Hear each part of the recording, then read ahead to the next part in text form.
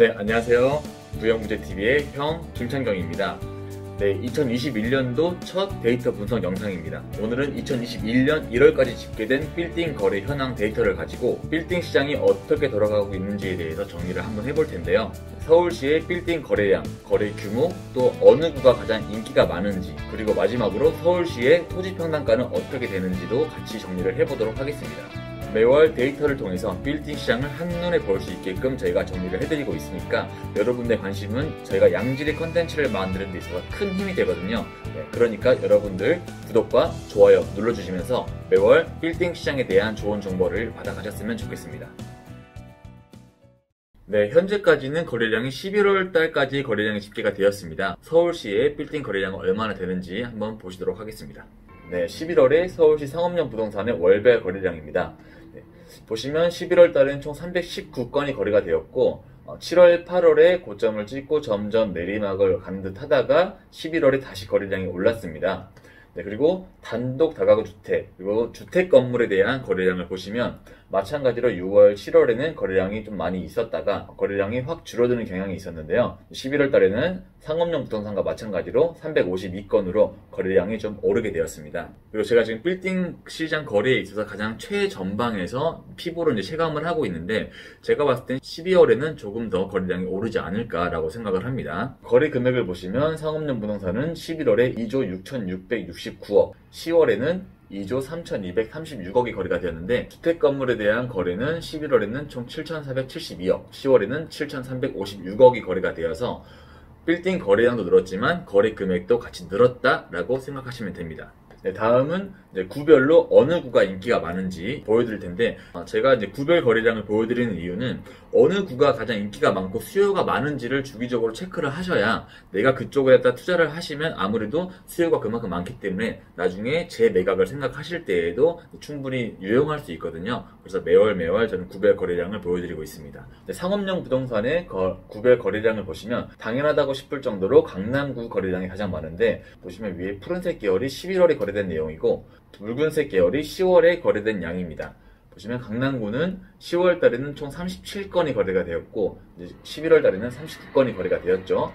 강남, 서초, 중구, 종로구 나름대로 이제 상업지가 활성화된 곳이 상업용 부동산이 거래가 많이 되고 있는데 보시면 1월 달에는 주목해야 될 점이 뭐냐면 서초구의 거래량이 10월보다 확 늘었고 마포구의 거래량이 10월보다 확 늘었고 용산구의 거래량이 10월보다 11월이 확 는 걸 보실 수가 있습니다.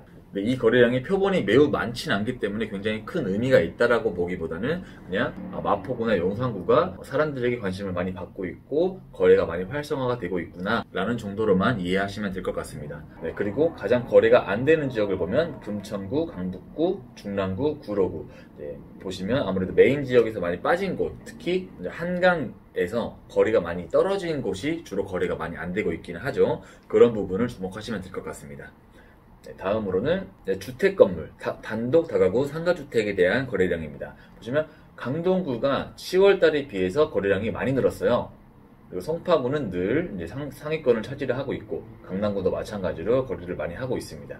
하지만 10월달에는 동작구나 마포구, 광진구가 거래가 많이 됐는데 11월 달에는 좀 거래량이 소폭 줄어든 모습을 볼 수가 있습니다. 그리고 또 주목할 점이 은평구가 10월 달에는 총 12건의 거래가 있다가 11월 달에는 24건의 거래가 됐어요. 일반적으로 은평구는 저희가 투자의 위치로서 좋은 지역이다라고 추천드리진 않는데 11월 달에는 은평구가 그래도 거래량에서 4위를 차지할 정도로 투자자분들에게 관심을 받았던 지역이다 라고 인식하시면 될 것 같습니다. 네, 다음은 상업용 부동산에서도 인기가 많고 주택 거래도 활성화가 되고 있는 지역은 아무래도 강남이다 보니까 강남구가 어느 동별로 인기가 있는지를 저희가 한번 체크를 해봤거든요.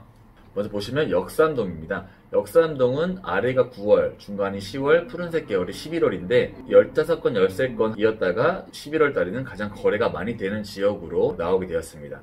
역삼동이 거래가 많을 수밖에 없는 이유는 역삼동이 행정구역으로서 면적이 가장 넓습니다. 역삼동은 3.5제곱킬로미터이고 그 다음으로는 삼성동이 3.18제곱킬로미터로서 두 번째로 넓은데, 삼성동은 보시면 삼성동 자체에 설릉공원이 있고 코엑스 부지 또 한전 부지, 매매를 할 수 없는 큰 부지들이 있기 때문에 삼성동은 주로 매물이 많이 나오지는 않습니다. 논현동, 신사동, 삼성, 청담 순으로 거래가 된 걸 보실 수가 있습니다. 주로 개포동이나 그 아래 수서, 도곡, 대치 이쪽 지역은 다른 논현, 신사, 청담, 삼성에 비해서 거래 빈도가 낮다 정도로 이해하시면 될 것 같아요. 보시면 논현동이나 신사동이 두 번째, 세 번째로 거래가 많이 되었는데, 주목하실 건 신사동이 11월 달엔 총 6건밖에 거래가 안 됐어요. 저도 이거 데이터를 보면서 의문이었긴 한데, 신사동은 지금도 가장 많은 분들이 찾고 있는 지역이기도 하고 투자 가치로서 굉장히 매력적인 지역이거든요. 하지만 11월 달에 거래가 6건밖에 안 됐지만 11월 달에는 일반적인 수준인 10건, 15건 수준을 다시 회복할 것으로 보입니다. 삼성동, 청담동도 마찬가지로 인기가 많은 지역이지만 현재 토지거래 허가구역으로 묶어있기 때문에 최근 3개월간 거래가 신사, 논현보다는 많이 안 되고 있다는 걸 보실 수가 있습니다. 네, 그리고 10월달과 11월달의 상업용 부동산 금액대별 거래량을 비교를 해보겠습니다. 보시면 아래가 10월달이고 위가 11월달인데 20억 미만을 봤을 때 대부분 비슷한 수준으로 전월과 비슷한 수준이었고 20억, 40억 구간도 전월과 비슷한 수준이었습니다. 하지만 10월달에는 40억, 60억 구간에서 10월달이 훨씬 더 거래가 많이 됐었는데 11월달의 특징은 주로 큰 금액대 60억, 80억, 100억 이 큰 금액대에서 11월 달이 거래가 많이 되었습니다. 주로 이제 점점 거래되는 규모가 커지는 걸로 저희는 확인이 돼요. 빌딩에 대한 수요가 계속 늘어나다 보니까 꼬마 빌딩의 품귀 현상이 지속되고 있고 대출 금리는 계속 좋은 수준을 유지를 하고 있기 때문에 대출을 많이 받아서 좀 더 큰 금액대로 거래가 많이 되지 않았나라고 저는 생각을 합니다. 네, 그리고 마지막으로 서울시 거래되는 건물들의 평균 토지 평당가를 제가 조사를 해봤는데, 토지 평당가를 조사를 하기 위해서 최대한 건물가의 한정을 없애기 위해 2000년도 이전에 준공이 된 건물들만 제가 표본으로 추출을 해서 자료를 만들어 보았습니다. 네, 서울시에는 단독 다가구 상가주택, 즉 주택에 들어간 건물들은 주로 평균 3,486만원의 토지 평당가로 거래가 되었고요. 상업용 부동산은 아무래도 주택 건물이 있는 것보단 위치가 좋다 보니까 총 7,094만원의 평균 토지 평당가로 거래가 되었습니다. 그리고 강남구를 보시면 강남구는 주택에 들어간 건물들은 주로 6,248만원, 강남에 있는 상가주택이나 이런 건물들을 사시려면 평균 6천만원 정도 생각을 하시고, 좀 더 좋은 위치에 있다 그럼 한 8,000, 9,000, 안 좋은 위치에 있다 라고 하면 한 4,000, 5천만원 정도로 이제 생각을 하시면 될 것 같아요. 그리고 상업용 부동산은 총 1억 2,032만원의 거래가 되어서 좀 대로변이나 전층 근생에 들어가 있는 건물들은 기본적으로 1억은 넘구나 라는 개념을 가지시면 될 것 같습니다. 실제로 저희가 이제 필드에서 중개를 하고 거래를 하더라도 괜찮다는 위치에 있는 건 물론이고 좀 이면도로에 있는 것도 웬만하면 평당 1억은 부르고 있거든요. 매입을 하고 싶어하는 수요층은 줄어들 것 같은 기미가 들지는 않아요. 왜냐면 정부에서 계속 돈을 풀고 있기 때문에 그걸로 인해서 화폐 가치가 떨어지지 않나 라고 생각을 합니다. 네, 그래서 제가 11월 달까지는 지금 서울시와 강남구를 비교를 했는데, 다음 달부터는 주요 지역인 용산구, 마포구 이런 지역도 평균 토지 금액을 다시 같이 보여드릴 수 있도록 하겠습니다. 네, 지금까지 데이터 분석을 통해서 서울시의 빌딩 거래량이 얼마나 되고 있는지, 또 토지 평당가는 얼마인지 전반적으로 정리를 해봤는데요.